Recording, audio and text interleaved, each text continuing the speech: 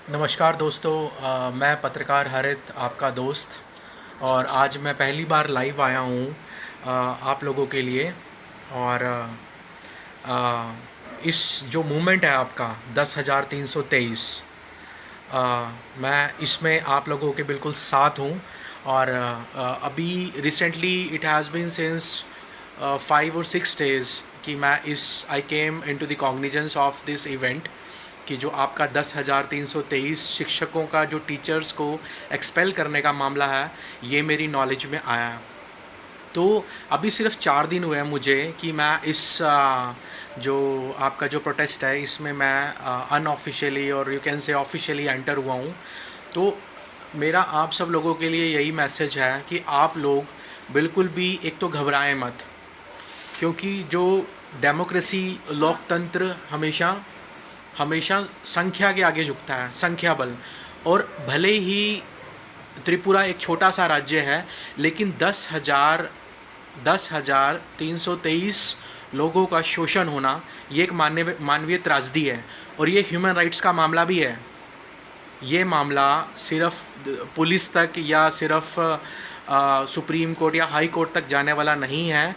ये मामला international court of justice तक जाएगा।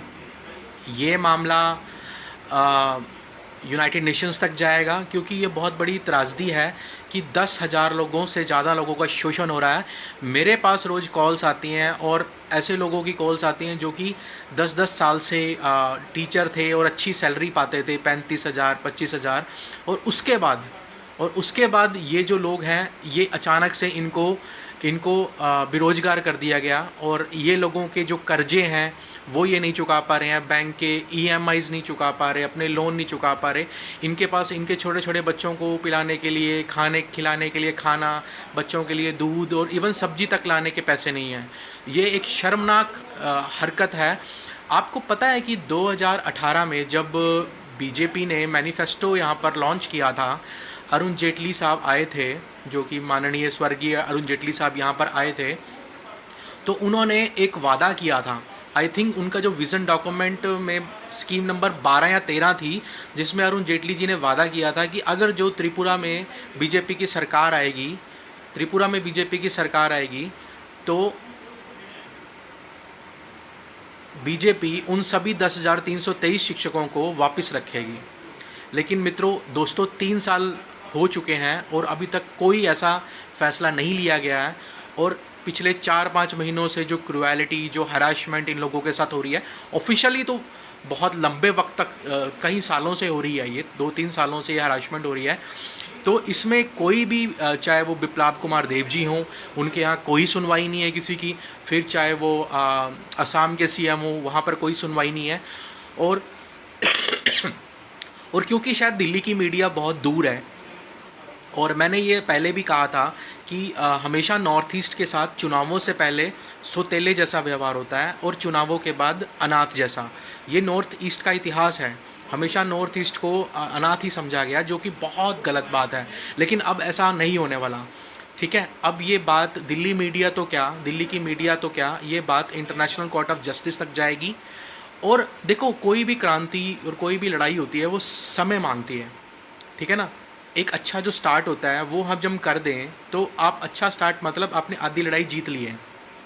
जैसे ही पिछले दिनों मैं मेरी बातचीत हुई कुछ बीजेपी के नेताओं से भी, वहाँ पर ही त्रिपुरा में भी, असम में बात हुई। तो असम त्रिपुरा में 7 विधायक नाराज थे सिर्फ इस मुद्दे पर कि ये जो टीचर्स का मुद्दा है ये गले की फांस बन चुका है, ये बीजेपी की गले की हड्डी बन चुका है। क्योंकि तकरीबन इसी मुद्दे पर वो त्रिपुरा में सरकार बनाए थे और इस मुद्दे को उन्होंने सॉल्व नहीं किया। तो अब क्योंकि बीजेपी को तो इलेक्शन का नशा है, अब दोबारा 2 साल में चुनाव आने वाले हैं और चुनाव 6 महीने पहले तैयारियां स्टार्ट हो जाती हैं चुनाव की। लेकिन अभी तक ऐसा देखा गया है कि बीजेपी ने इस मामले को सीरियसली नहीं लिया। अभी 5-6 दिन से मैं इस इवेंट में आया और फेसबुक पे मैं अपने परिवार से जुड़ा। मेरे ग्रुप में 3 लाख से ज़्यादा मेंबर्स हैं, 3,10,000। तो हम किसान आंदोलनों के भी समर्थक हैं, राकेश टिकैत साहब के भी समर्थक हैं। और ऐसा नहीं हम कह रहे कि मोदी जी ने अच्छे काम नहीं किए, उन्होंने बहुत अच्छे काम भी किए हैं। कुछ गलतियां हुई हैं जहां पर सुधारा जाना चाहिए। जैसे कि उनसे एक बहुत बड़ी गलती मोदी जी से ये हो रही है कि उनका ध्यान बीजेपी त्रिपुरा की तरफ नहीं है। त्रिपुरा में जो नाराज़गी, जिस तरह की नाराज़गी बीजेपी के खिलाफ फैल रही है, दोस्तों एक सीट भी नहीं आएगी नेक्स्ट इलेक्शन में, एक सीट। अभी तो 34-35 सीटें इनके पास हैं, एक सीट भी नहीं आएगी। मैंने 3 दिन पहले स्टेटस डाला था कि बीजेपी के 7 विधायक नाराज हैं, और मुकुल रॉय जी जो पहले टीएमसी में थे, फिर बीजेपी में आ गए, फिर उसके बाद वो वापस टीएमसी में चले गए। मुकुल रॉय जी को ममता बनर्जी जी ने, जो पश्चिम बंगाल की सीएम है, उन्होंने उनकी ड्यूटी लगाई है अभी सारे नॉर्थ ईस्ट में। तो सबसे पहला निशाना त्रिपुरा ही है उनका, क्योंकि त्रिपुरा में विधायक नाराज हैं। अब सब ये कह देते हैं, आप आज देखिए नवभारत टाइम्स ने रिपोर्ट किया है कि त्रिपुरा के 7 से 10 विधायक नाराज, उनको मनाने के लिए जेपी नड्डा दिल्ली से त्रिपुरा जाएंगे। दोस्तों, जेपी नड्डा एक बहुत बड़ा नाम है, बीजेपी की पार्टी के राष्ट्रीय अध्यक्ष हैं वो। अब सोचो कि ये मुद्दा 10,323 का कितना सेंसिटिव हो चुका है कि देश की सबसे बड़ी पार्टी के सबसे बड़े अध्यक्ष को स्पेशली दिल्ली से त्रिपुरा जाना पड़ रहा है। देश की सबसे बड़ी पार्टी बीजेपी के सबसे बड़े अध्यक्ष, राष्ट्रीय अध्यक्ष जेपी नड्डा जी को स्पेशली दिल्ली से त्रिपुरा जाने वाला है, त्रिपुरा जाना पड़ा। क्यों? क्योंकि ये मामला बहुत ज़्यादा सेंसिटिव हो गया है। मीडिया ये तो बता देती है कि 7 विधायक नाराज हैं, 10 विधायक नाराज हैं। अभी पीछे कुछ विधायकों ने बिप्लाब कुमार देब जी के अगेंस्ट भी मोर्चा खोला था, और जो वहाँ के सीएम है वो मोर्चा क्यों खोला था? क्योंकि वो बेसिकली जो विधायक हैं, एमएलएज हैं, वो अच्छी तरह जानते हैं कि सिर्फ और सिर्फ बीजेपी की अगेंस्ट जो नाराजगी है वो 10,323 मामले की वजह से ही है। 10,323 का मामला इतना सेंसिटिव हो चुका है कि ये बीजेपी, आप लोग कह रहे थे कि ये मुद्दा त्रिपुरा तक ही रहता है, लेकिन ये मुद्दा 5 से 6 दिन के अंदर ये दिल्ली तक पहुंच चुका है। मोदी जी भी इसको पर्सनली कंसिडर कर रहे हैं, तभी उन्होंने जेपी नड्डा जी को वहाँ पर हालात जांचने के लिए भेजा है। तभी उन्होंने जेपी नड्डा जी को त्रिपुरा भेजा अचानक कि आप जाओ, उनको मनाओ जो नाराज विधायक हैं। तो ये, और फिर जब नाराज विधायकों से जेपी नड्डा जी बात करेंगे, जो गुप्त मीटिंग होती है जिसे आप कहते हैं टीट गुप्त वार्तालाप होती है, तो वहाँ पर वो क्या बोलेंगे? नाराज विधायकों को जब खुला छोड़ा जाएगा और पूछा जाएगा कि हाँ भाई, किस वजह से नाराज हैं आप लोग। एक तो पहले भी कुछ 4 दिन पहले मीडिया रिपोर्ट्स में उन्होंने बोला था कि बिप्लाब कुमार देब जी को जो लोकल मुद्दे हैं उनका पता ही नहीं है, वो लोकल लोगों से जुड़े नहीं हैं, उन्हें मुद्दों की कोई समझ नहीं है यहाँ के। और उसके अलावा फिर मेन बात तो यही आएगी, वो बोलेंगे जी एक छोटा सा मिजोरम, एक छोटा सा एक राज्य है, वहाँ पर छोटा सा राज्य है, वहाँ पर आप देख लीजिए 10,000 से ज़्यादा लोगों का शोषण हो रहा है, जो कि 10 साल तक जॉब कर रहे थे। अब दोस्तों क्या होता है, जब एक इंसान जॉब करता है तो आप जनरली देखो तो उसके कि मेरे पापा या उनको पढ़ाया लिखाया जाता है, उनके जो माँ बाप जो कि जॉब करते हैं वो अपने बच्चों को पढ़ाते हैं। तो जब एक आदमी की नौकरी जाती है तो उसके पीछे 4 लोगों का शोषण होता है। तो ये 10,000 लोग तो नहीं है, 10,000 को आप 4 या 5 से मल्टीप्लाई कर दो, 2 या 3 बच्चे और एक उनके माँ बाप जो उन पे डिपेंडेंट है। तो ये एक मानव त्रासदी की तरह है ये। और अभी 103 से 4 लोग इसमें सुसाइड कर चुके हैं। आपको पता होगा कल सुबह ही मिस्टर प्रदीप देवनाथ जी हैं जो कि टीचर हैं, उन्होंने सुसाइड किया। कितनी शर्म की बात है हमारे देश में कि यहाँ पर किसान भी परेशान हैं जो कि दिल्ली बॉर्डर पर बैठे हुए हैं 6 महीनों से। उन्होंने सर्दियाँ देख ली, गर्मियाँ देख ली, बारिशें देखेंगे अब, और फिर सर्दियाँ देखेंगे। इस देश में शिक्षक भी परेशान हैं। और लेकिन ये तो चलो बात होगी कि ये मुद्दा क्या है। ये मुद्दा है कि 2018 में उन्होंने वादा किया था अरुण जेटली जी ने कि अगर जो सरकार बनी तो हम ये 10,323 टीचर्स को वापस लाएंगे। लेकिन अभी 3 साल तक कोई नाम नहीं लिया। लेकिन अभी ये मुद्दा मीडिया में बहुत ज़्यादा उछल गया है, और बस ये है कि इस पर बात बहुत कम की जा रही है। 10,323 नहीं बोला जा रहा, सिर्फ ये बोल रहा है कि बीजेपी के विधायक नाराज हैं सीएम से, बिप्लाब कुमार देब से। लेकिन नाराज क्यों है ये कोई नहीं बताएगा। और दूसरी बात है कि अब आती है मेन बात ये जो मुद्दा है, ये एक बहुत बड़ा रूप धारण करता जा रहा है। आप लोगों ने एक संगठित होकर चलना है, और मेरा आप सबको यही मैसेज है कि जो अफवाहों से बचें। कुछ लोग बोल रहे थे, अभी सुनने में आया कि मैं कोई फेक आईडी हूँ, हरित कुमार कोई पत्रकार नहीं है, ये एक फेक आईडी है। ऐसा नहीं है। और मैं देखो 33 साल का हूँ, 32-33 साल का एक पत्रकार हूँ, और एक छोटा मोटा पत्रकार हूँ। लेकिन आप इतने हल्के में मत लीजिए। जो लोग मुझे कह रहे हैं कि ये तो फेक है, ऐसे है वैसे है, तो मैं बता दूं कि जिसका एक मैसेज, मैंने एक मैसेज किया था और पूरा त्रिपुरा हिल गया। एक, ये घमंड नहीं बोल रहा, ये आप भाइयों का साथ है। एक मैसेज से पूरे त्रिपुरा को पता लग गया कि 10,323 का मामला दिल्ली तक पहुंच गया है। और दोस्तों, मैं अपनी जो बात है,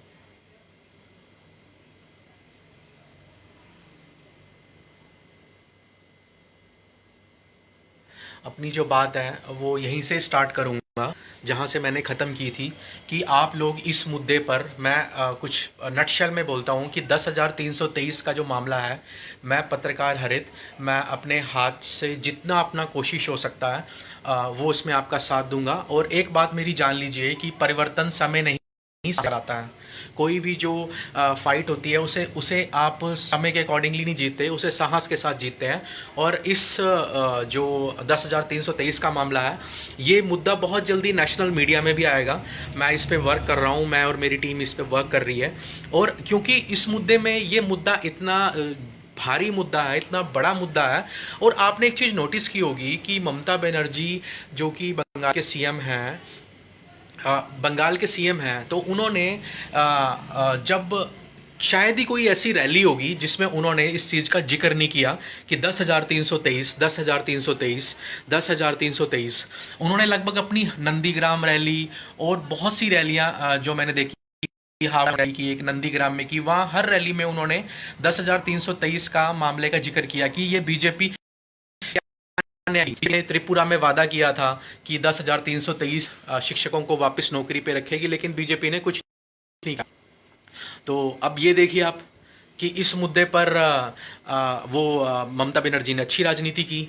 लेकिन मैं ये कहना चाह रहा हूँ कि मोदी जी को और जो बीजेपी हाईकमान को डरना चाहिए इस मुद्दे से। कल को यही मुद्दा, पहले तो किसान का मुद्दा था कि किसान के से जो लेबर क्लास है और किसान लोग नाराज थे बीजेपी से। अब ये शिक्षकों का मुद्दा भी ना बन जाए। कल को यूपी में इलेक्शन है, कल को यूपी में अखिलेश यादव जी, समाजवादी पार्टी, मायावती जी, बहन जी, या कोई और, वहाँ पर केजरीवाल, दिल्ली के जो सीएम है, वो यहाँ पर डिस्कस करने लग जाएं त्रिपुरा के मुद्दे को। मतलब आजकल राजनीति में यही चलता है ना कि एक राज्य के मुद्दे को टैग करके आप दूसरे राज्य के मुद्दे को बनाते हो कि भैया तो देखो बीजेपी ने त्रिपुरा में क्या किया। अखिलेश यादव भी बोले कि देखो भी बीजेपी ने त्रिपुरा में 10,000 लोगों के साथ क्या किया। तो इससे कितना वोट बैंक बीजेपी का यूपी में घटेगा। पहले ही इसमें किसान आंदोलन की वजह से बीजेपी से नाराज हैं यूपी के।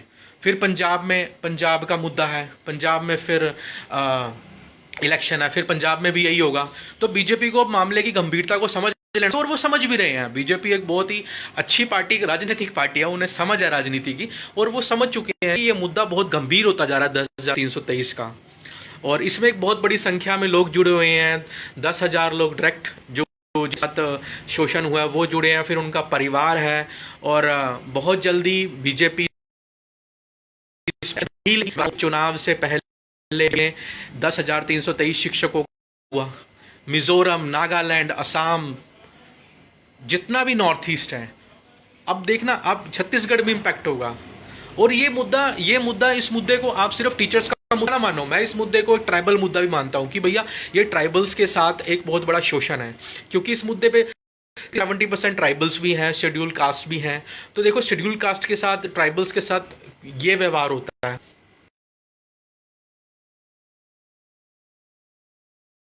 तो नहीं हूँ कि मैं आईपैक से हूँ, मैं थिंक टैंक हूँ और मैं गवर्नमेंट को आइडिया देता हूँ। लेकिन मैं पत्रकार हरित चंडीगढ़ से मैं वादा करता हूँ, मैं बीजेपी को एक आइडिया देना चाहता हूँ। बीजेपी हाईकमान मोदी जी को, या जो कि अमित शाह जी हैं, या जेपी नड्डा साहब को, मैं एक आइडिया कि आपको मुझे हायर करने की ज़रूरत नहीं है। आपको प्रशांत किशोर आईपैक को हायर करने की ज़रूरत नहीं है आइडियाज़ के लिए इलेक्शन से पहले। मैं बस इतनी सी बात कह रहा हूँ कि आप क्या करें, आप 10,323 के मुद्दे को सुलझा दें। आप ये आइडिया मैं आपको फ्री, ज्यादा बड़ा समर्थन बीजेपी को मिलेगा, पिछली बार से ज्यादा सीटें बीजेपी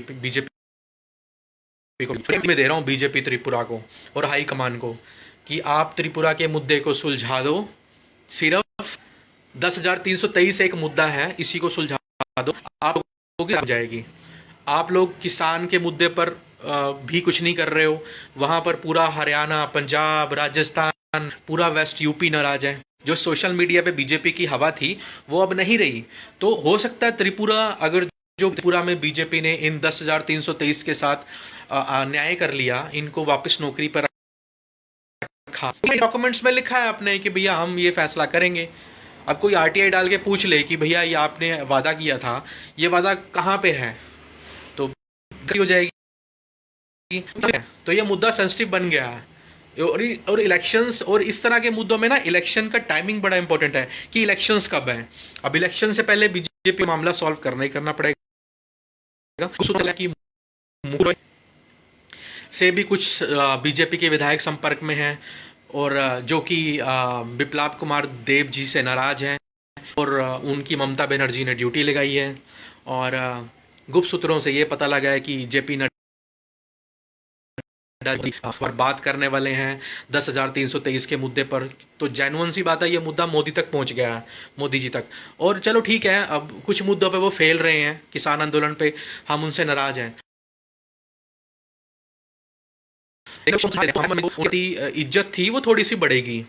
और ये बहुत अच्छी बात है कि हमारे मन में जो उनके लिए थोड़ा सा एक नाराज़गी है वो थोड़ी कम होगी कि चलो इन्होंने शिक्षकों का सुधार किया, और शिक्षक ही इस देश का आधार हैं, किसान इस देश का आधार हैं। किया तो हमें एक उम्मीद जागेगी कि किसानों का। तो हम मोदी जी से यही प्रार्थना है, हाई कमान दिल से, कि 10,323 का मुद्दे को जल्दी सुलझाओ। अगर जो इलेक्शन जीतना है, मैं तो देखो बीजेपी के एक तरह से मैं समर्थक बन के कि अगर त्रिपुरा में तो इस 10,323 मुद्दे को सुलझाओ, नहीं तो इस 10,323 का मुद्दा ये आपको बंगाल में भी नहीं छोड़ा, ये आपको यूपी में मुद्दा, ये आपको आने वाले हर इलेक्शन में तंग करने वाला है। पूरा नॉर्थ ईस्ट आपके हाथ जाएगा, पूरा नॉर्थ ईस्ट बीजेपी के हाथ से निकल जाएगा अगर जो बीजेपी ने त्रिपुरा का मुद्दा नहीं सुलझाया 10,323 टीचर्स वाला। तो बीजेपी जल्दी जल्दी सोल्यूशन करे। और गुप्त सूत्रों से यही पता लग रहा है कि सरकार ना गिर जाए। तो अगर जो बीजेपी की सरकार गिर गई तो बीजेपी के लिए वैसी बहुत बुरी बात हो जाएगी कि बीजेपी की सरकार 10,323 पे गिर गई। तो अभी सबसे यही प्रार्थना है कि जो मेरे मेंबर्स हैं और जो सपोर्टर्स हैं और मेरे भाई बहन लोग, परिवार 10,323 परिवार है, किसान परिवार है, तो सोल्यूशन निकलेगा। परिवर्तन समय नहीं सांस लेकर आता है। और एक बात है कि हर क्रांति समय मांगती है। आप ये कोई सालों ले जाएगा ऐसा नहीं है, बहुत ही 1 से लेकर 3 महीने के बीच में ये मुद्दा सॉल्व होने वाला है। और मुझे दुख होता है जब मुझे ये पता लगता है कि लोग भूखे सो रहे हैं, लोग तड़प रहे हैं, कोई सब्जियां बेच रहा है, एक जेब के पैसे नहीं है लोग। वो मैं रात को सो नहीं पाता, मुझे रात भर कॉल है पूरा से, और कहते हैं कि हमारे पास पैसे नहीं है, हमारे बच्चे बीमार, हम क्या करें। परसों की बात बता रहा हूँ, परसों मुझे कॉल आती है, एक पर्सन थे जो टीचर थे 10 साल, उन्होंने की तो ठीक है, नहीं तो उसके बाद मैं सुसाइड कर लूँगा। अब बताओ मेरे दिमाग पे क्या गुजरी होगी। एक पर्सन मेरे को अचानक से फ़ोन करके बोलता है कि आप हमारी आपने नहीं पहुँचाई पत्रकारों तक नहीं पहुँचाई, तो ये मुद्दा मतलब मैं सुसाइड कर लूँगा। ऐसे पता नहीं कितने लोग हैं जो मुझे बोलते हैं। अब बताओ मैं ठीक से खाना भी खा नहीं पाता हूँ इस तरह की कॉल्स के बाद।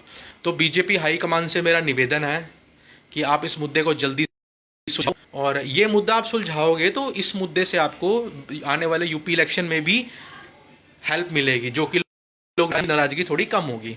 और प्लीज़ किसान के मुद्दे को भी सुलझाओ। नमस्कार दोस्तों, कोई गलती खता हो तो माफ़ करना। जय हिंद। पत्रकार हरित।